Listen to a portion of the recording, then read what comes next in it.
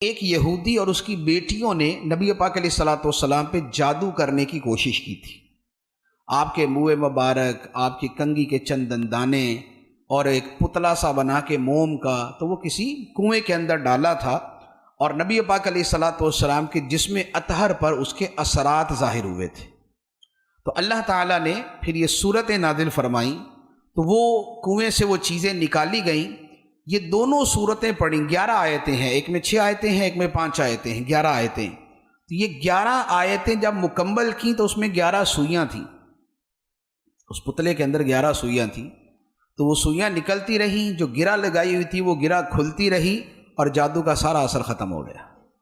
تو جادو کے اثر کے خاتمے کے لیے ان صورتوں کا بڑا عمل دخل ہے، اور یہ افضل ترین چیزوں میں سے ہے۔ دم کے لیے یہ بہترین چیز